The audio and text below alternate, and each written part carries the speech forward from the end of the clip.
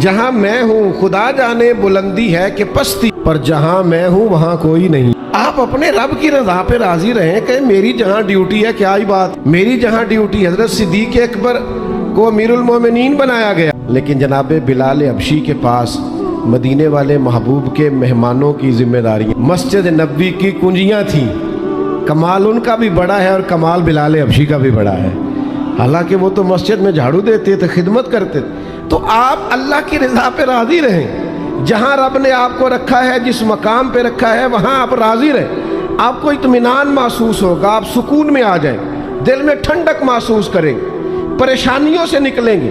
یہ حدیث دیکھیے امام غزالی نے لکھی ہے، نبی پاک صلی اللہ تعالیٰ علیہ وسلم کے پاس نا صحابہ کی ایک جماعت، انہوں نے عرض کی یا رسول اللہ صلی اللہ علیہ وسلم ہم ایماندار، تو حضور نے فرمایا تمہارے ایمان کی نشانی کیا، تم صاحب ایمان ہو تو دلیل کیا ہے؟ انہوں نے عرض کی یا رسول اللہ یہ ذرا دلیل سننا۔ عرض کرنے لگے یا رسول اللہ مصیبت آئے تو صبر کرتے ہیں، نعمت ملے تو شکر کرتے ہیں، اور یا رسول اللہ رب جو فیصلے کر دے ہم اس پر راضی رہتے ہیں۔ حضور فرمانے لگے کعبے کے رب کی قسم تو واقعی ایماندار لو، اگر تم اللہ کے فیصلوں پہ راضی ہو، اگر تم نعمتوں پہ شاکر ہو، مصائب پر صابر ہو، تو تم واقعی مومن ہو۔ تو یہ یاد رکھیں اچھی طریقے سے کہ ہمیشہ اپنے آپ کو اپنے رب کے فیصلوں پہ راضی رکھیں، ہمیشہ کوشش کریں جو ہمیں نہیں ملا اس کے بارے میں اپنی طبیعت کے اندر تڑپ اور طلب نہ پیدا کریں، بس جو فیصلہ رب نے کر دیا اس فیصلے پر ہمیشہ راضی رہیں۔ یہ کر کے دیکھیں۔ حضرت انس بن مالک رضی اللہ تعالیٰ عنہ فرماتے ہیں ایک پوری جماعت جنت میں جائے گی لوگوں کی، فرشتے ان سے پوچھیں حساب دے آئے ہو؟ تو وہ کہیں گے ہمیں تو کسی نے حساب پوچھا ہی نہیں۔ ان سے پوچھا جائے گا پل صراط دیکھی ہے؟ کہیں گے نہیں ہم نے تو نہیں دیکھی۔ ان سے پوچھا جائے گا کہ میزان عمل؟ تو انہوں نے کہا نہیں بالکل نہیں۔ تو کہا اچھا تم بڑے خاص لوگ ہو، دنیا میں کرتے کیا رہے ہو؟ تو کہیں گے کرتے کچھ بھی نہیں تھے، رب کے فیصلوں پہ راضی رہتے تھے۔ اور طبرانی میں ایک روایت ایسی بھی موجود ہے کہ حضور فرماتے ہیں رب کہتا ہے جس نے میرے فیصلوں پہ راضی نہیں رہنا وہ رب کوئی اور ڈھونڈ لے۔ اگر تم میرے فیصلے پہ راضی ہی نہیں ہو، او بھائی میں اپنے ادارے کا سربراہ ہوں، جو میرا فیصلہ نہیں مانے گا وہ نکلے گا ادارے سے۔ میں اپنی جماعت اور تنظیم کے تعلق سے کوشش کروں گا کہ امیر کی اطاعت کا سبق دوں، اگر کوئی نظم و ضبط درست نہیں کرے گا، یہ ایک حال ہے یہاں کے جو مینجمنٹ کے کام ہیں، معاملات ہیں، ایک سربراہ احباب نے بنایا ہوتا ہے، اب اس کی اگر بات نہیں مانے گا کوئی ورکر، کوئی کام کرنے والا، تو یقیناً وہ کہیں گے کہ میاں آپ بات نہیں مان رہے، تمہارا نظم و ضبط خراب ہوتا ہے، لہذا اگر آپ نے ہمارے نظم کے اندر نہیں رہنا تو آپ نکل جائیں۔ تو اللہ کے فیصلوں کو جو لوگ تسلیم نہیں کرتے، اللہ کے فیصلوں کو جو لوگ تسلیم نہیں کرتے، یقیناً وہ کمزور ہو جاتے ہیں۔ آج بڑے لوگ ہیں جو وظیفے پوچھتے ہیں اللہ کیسے راضی ہوگا، بتاؤ وظیفہ آپ۔ امام غزالی لکھتے ہیں کہ حضرت موسیٰ کلیم علیہ السلام نے اللہ کے حضور عرض کیا مالک میری قوم پوچھتی ہے تو کیسے راضی ہوگا، ہم تجھے راضی کرنا چاہتے ہیں تو کیسے راضی ہوگا؟ تو حضرت موسیٰ علیہ السلام سے رب کریم نے فرمایا ان سے جا کے کہہ دو کہ مجھ سے راضی ہو جائے میں بھی ان سے راضی ہو جاؤں۔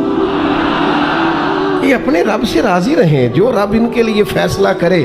وہ حضرت سفیان ثوری دعا مانگ رہے تھے نا، یا اللہ راضی ہو جا، یا اللہ راضی ہو جا، یا اللہ راضی ہو جا۔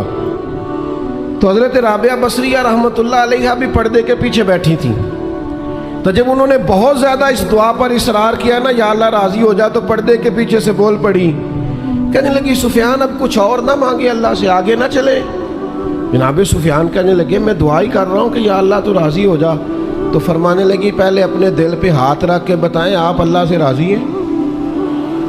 آپ تو کہتے ہیں یہ ہے تو یہ نہیں ہے، کبھی یہ بھی مل جائے نا، اگر آپ ناراض نہ ہوں تو۔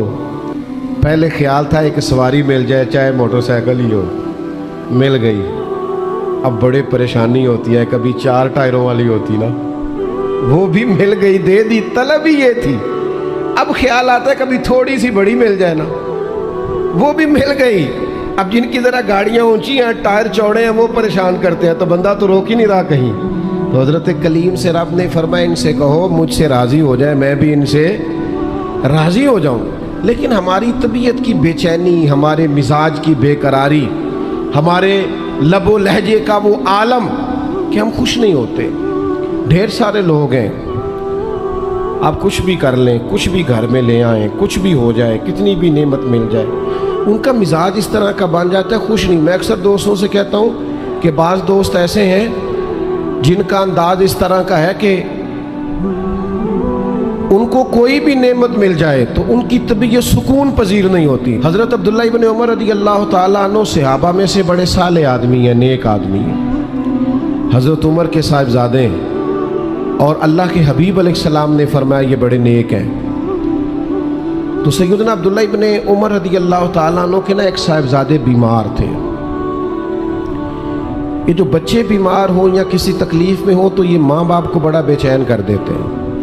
اپنی بھوک بھی بندہ سہ لیتا ہے، اپنی بیماری اور تکلیف بھی سہ لیتا ہے، لیکن اگر اولاد کسی آزمائش کا شکار ہو جائے، پریشانی کا شکار ہو جائے تو انسان بڑی تکلیف میں آ جاتا ہے. حضرت عبداللہ ابن عمر رضی اللہ تعالیٰ عنہ بڑے پریشان تھے اپنے بیٹے کو لے کر، اور جو ان کے قریبی لوگ تھے وہ محسوس کرتے تھے کہ شدید ذہنی اضطراب میں مبتلا ہیں سیدنا عبداللہ ابن عمر. اللہ کا فیصلہ کرم آیا اور ان کے صاحبزادے کا وصال ہو گیا. جب ان کے صاحبزادے وصال کر گئے نا تو ظاہر ہے کہ بیماری سے بڑا غم تو صاحبزادے کا انتقال کر جانا ہے. تو جنازے کے لیے جو لوگ آئے اور اس کے بعد جو تعزیت کے لیے لوگ آئے وہ کہتے ہیں ہم نے جناب عبداللہ ابن عمر کو بڑا مطمئن دیکھا. ہم نے دیکھا کہ بیٹے کے انتقال کے بعد ان کی طبیعت میں ایک ٹھہراؤ آ گیا اور آنے جانے والوں کو بڑے اطمینان سے، بڑی محبت سے ملتے. ان کا انداز بڑا منفرد ہو گیا. ایک صاحب نے پوچھ ہی لیا کہ جناب آپ پہلے بڑے بے چین تھے، اب آپ کی طبیعت میں بڑا ٹھہراؤ آ گیا، وجہ کیا ہے؟ تو حضرت عبداللہ ابن عمر فرمانے لگے جب تک وہ بیمار تھا میری ذمہ داری تھا اور میں بے چین تھا. فرمایا اب میرے رب کا فیصلہ کرم آ گیا ہے اور وہ میرے رب کے حضور حاضر ہو گیا ہے. گویا اب جس بارگاہ میں گیا ہے وہاں رحمت ہی رحمت ملے گی، وہاں کرم ہی کرم ملے گا. اب میں مطمئن ہو گیا ہوں کہ اللہ کی رحمتیں قبر میں اس کا استقبال کریں گے. جب تک میری ڈیوٹی تھی تو میں پریشان تھا، بے چین تھا، بے قرار تھا، اب تو حاضر بارگاہ ہو گیا اور میں اپنے رب کی رضا پہ راضی ہوں. جب تک اللہ نے چاہا بیٹا میرے پاس رہا، اور جب اللہ نے چاہا اللہ نے اسے اپنی بارگاہ میں بلا لیا.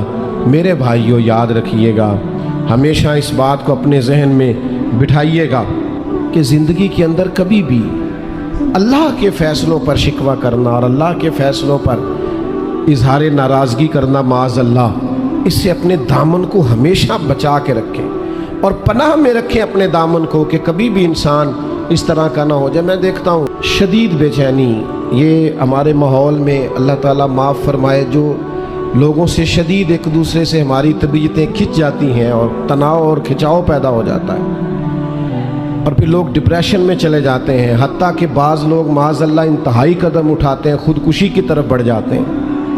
اور بڑے بڑے پڑھے لکھے لوگوں کا ہم ایسا رجحان دیکھتے ہیں کہ وہ عجیب پریشانی کن گفتگو کرتے ہیں، بس اس کا ارادہ تھا ملک سے باہر جانے کا اور وہ حالات سازگار نہیں ہوئے، کسی وجہ سے نہیں جا سکا. تو بھائی سارے لوگ نہیں جا پاتے. آپ ڈھیر سارے لوگوں سے پوچھ لیجئے گا کہ وہ زندگی میں کچھ اور کرنا چاہتے تھے لیکن اللہ کا ارادہ کرم ان کے لیے کچھ اور تھا. اور یہ ایک ایسی اللہ کی توحید کی علامت ہے کہ